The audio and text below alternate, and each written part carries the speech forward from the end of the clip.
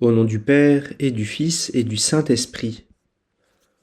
Mon Seigneur et mon Dieu, je crois de tout mon cœur que tu es ici, que tu me vois, que tu m'entends. Je t'adore à genoux devant toi. Je te demande le pardon de mes péchés et ton aide pour faire de mon mieux ce moment de prière. Marie, ma mère immaculée, Saint Joseph et mon ange gardien, intercédez pour moi. Viens Seigneur, nous t'attendons. On se fait parfois une idée de la Vierge Marie, comme si elle était une personne très lointaine de nous, une sorte de déesse qui n'a pas vraiment connu la même vie que nous, comme si sa confiance n'avait jamais été éprouvée. Alors il faut se rappeler le contexte de l'époque de la venue de Jésus, le contexte dans lequel l'ange est apparu à la Vierge Marie pour lui demander d'être la mère du Sauveur. Marie vit dans un monde multiculturel en Galilée, terre où cohabitent de nombreuses nations. La Galilée est une terre méprisée par les habitants de Jérusalem, qui la considèrent comme une périphérie lointaine de la capitale religieuse. Les Galiléens sont moqués par les habitants de Jérusalem. La Galilée, comme toute la terre sainte, est sous une domination étrangère, celle de l'Empire romain. C'est un monde marqué par de nombreuses guerres et des révoltes. Enfin, c'est un monde marqué par un roi des Juifs cruel et jaloux, le roi Hérode, qui n'hésitera pas à tuer des nouveau-nés. Et c'est dans ce monde marqué par la violence que Dieu suscite la Vierge Marie, afin qu'elle soit la mère du Sauveur, afin que par son oui, le prince de la paix puisse venir, Jésus, Dieu fait homme, Dieu venu réconcilier les hommes avec lui. Seigneur, notre époque est comme la tienne, elle est marquée par des violences, la violence de la guerre, des divisions entre les peuples, mais aussi peut-être que toi qui m'écoutes, tu subis des violences dans ta famille, dans ton milieu professionnel. Tu fais l'expérience que la vie n'est pas facile et est toujours un défi à relever. C'est tout l'intérêt de relire l'évangile de l'Annonciation à quelques jours de Noël. Méditer sur le oui de la Vierge Marie, le oui comme la réponse au mal, la réponse à la violence. Oui, Vierge Marie, je veux aujourd'hui à ta suite dire oui à l'appel du Seigneur, oui pour que la grâce de Dieu me rejoigne et que toi et moi puissions recevoir le Prince de la paix. Alors tout cela est bien beau, mais comment accueillir le Prince de la paix? L'évangile de l'Annonciation est plein d'enseignements. Tout d'abord, la première parole de l'ange Gabriel, salue tout d'abord la Vierge Marie, je te salue comblée de grâce.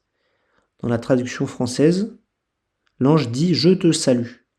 Mais la parole grecque kairé signifie de manière plus littérale réjouis-toi, sois contente. Les premières paroles qui annoncent ta venue, Seigneur, sont des paroles de joie. Et d'ailleurs, tous les mystères qui entourent ta naissance et ton enfance sont des mystères de joie, des mystères joyeux. On se souvient de l'annonce des anges. Le soir de Noël, je vous annonce une bonne nouvelle qui sera une grande joie pour tout le peuple, comme l'annoncent les anges aux bergers, mais aussi les mages lors de l'épiphanie, lorsqu'ils rencontrent l'enfant Jésus, ont une grande joie dans leur cœur. Cette joie sera aussi celle des apôtres à la résurrection du Christ au petit matin de Pâques. Alors quelle est donc cette joie?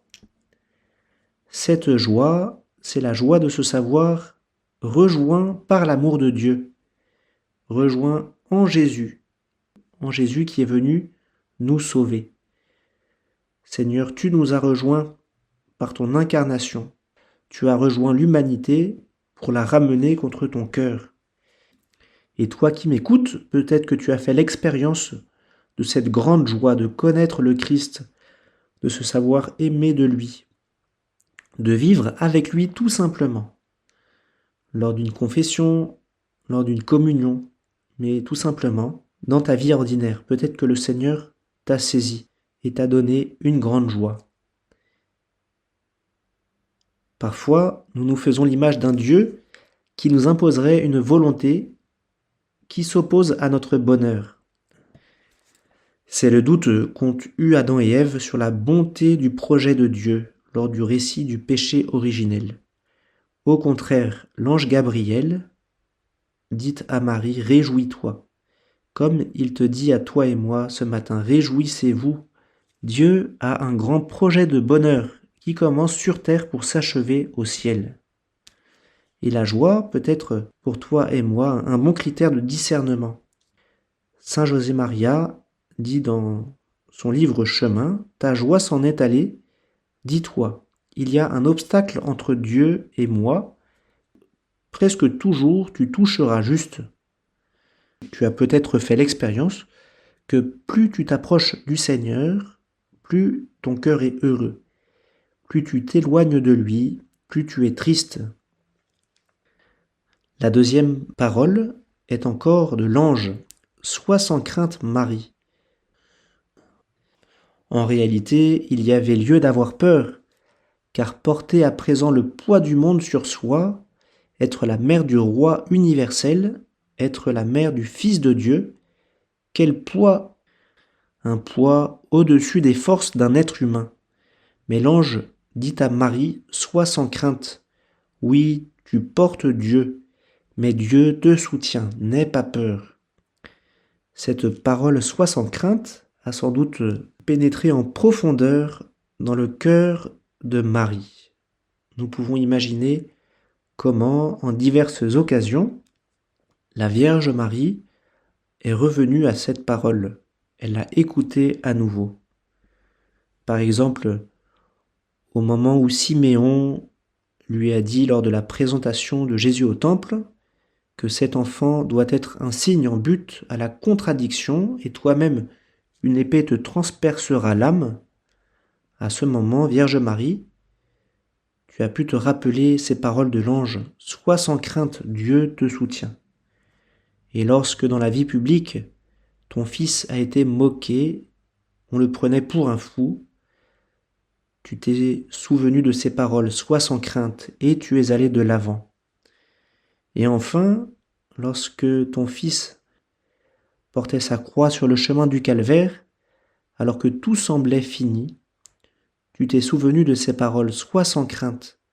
Tu es restée, Vierge Marie, courageusement aux côtés de ton Fils, soutenue par la foi, confiante en la résurrection. Sois sans crainte. Alors Seigneur, aide-moi à recevoir à nouveau ces paroles de l'ange aujourd'hui, sois sans crainte, surtout quand ta volonté me paraît comme un poids insupportable. Au terme de l'entretien, Marie répond à l'ange, « Je suis la servante du Seigneur, qu'il m'advienne selon ta parole. » Marie dit oui à la volonté de Dieu, comme toi et moi disons chaque jour que ta volonté soit faite quand nous prions le Notre Père. Marie dit oui à la grande volonté de Dieu. Marie insère toute son existence à travers un grand oui au Seigneur. Que tout m'advienne selon ta parole. Marie, tu m'invites moi aussi à prononcer ce oui qui apparaît parfois si difficile. À quelques jours de Noël, Seigneur, tu ne me demandes pas d'accomplir de choses extraordinaires. Tu me demandes simplement, à la suite de la Vierge Marie, de dire oui, d'ouvrir mon cœur à ta venue. Marie, tu n'as pas changé le monde par un grand discours, mais tu as changé le monde par un oui au Seigneur. Et c'est ainsi que la paix est entrée dans le monde. Alors, toi qui m'écoutes, je te propose aujourd'hui, ce matin ou ce soir, un geste tout simple. Va devant ta crèche, chez toi ou dans une église, et confie à la Vierge Marie un seul point de ta vie. Un point où tu veux dire oui. mais un oui qui t'est difficile à donner. Ce peut être un pardon, un service à rendre, une visite, un message à une personne seule, ou tout simplement un temps de prière à reprendre. Marie, apprends-moi à dire oui. Jésus, toi qui viens dans quelques jours dans un tout petit bébé, aide-moi à t'accueillir dès aujourd'hui dans mon cœur. Fais de moi un instrument de paix. Je te remercie, mon Dieu, des bonnes résolutions, des beaux désirs et des lumières que tu as semées dans mon cœur pendant ce moment de prière. Je te demande de m'aider à les faire fructifier. Marie, ma mère immaculée, Saint Joseph et mon ange gardien, accompagnez-moi toujours en chemin.